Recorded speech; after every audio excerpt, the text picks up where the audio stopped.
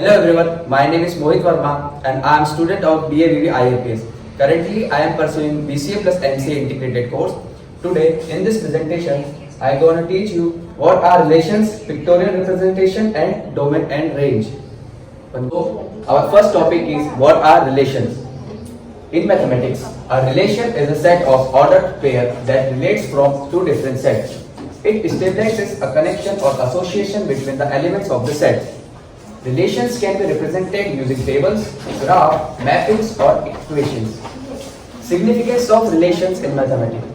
Relations are fundamental in various mathematical concepts such as functions, equivalence relations and order relations. They play a crucial role in modeling real-world relationships and solving problems in various fields including science, engineering and social sciences. So next topic is pictorial representation of a relation. Pictorial representation of a relation in a mathematics or computer science can take various forms depending on the context and the type of relation being represented. So first is directed graph, second is undirected graph, third is matrix representation and fourth is array representation, fifth one is Hesse diagram representation. So, what is a directed graph? A directed graph is a visual representation of a relation between set of elements. It shows the flows of direction between the relationship of elements. So, various examples. A directed graph can be used to represent the flow of information in a communication network. So, this is a diagram representing directed graph. Undirected graph. An undirected graph is a visual representation of a relation illustrating the concept with the example. It shows the connection between the element without any direction or arrows. This is the example of undirected graph.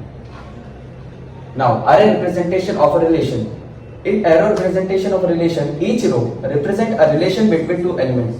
For example, the arrow A stands B indicates that element A is related to element B. It shows various properties from a set A to B. This is the example is Hesse diagram representation. A Hesse diagram is a graphical representation of a relation that shows the partial order of elements in a set. It particularly useful for visualizing the hierarchy of ordering of elements in a relation. In Hesse diagram, each element is represented by a node and the order of the relation between elements represented by connecting lines or edges.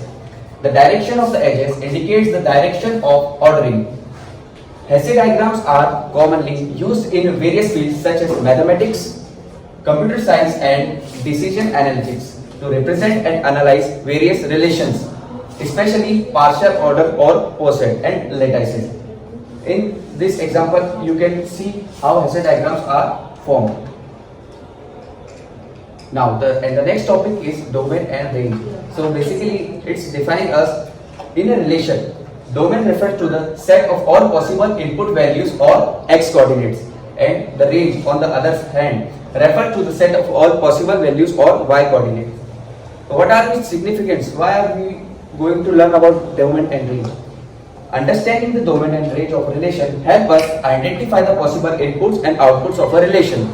It provides insights into the behavior and limitations of the relations.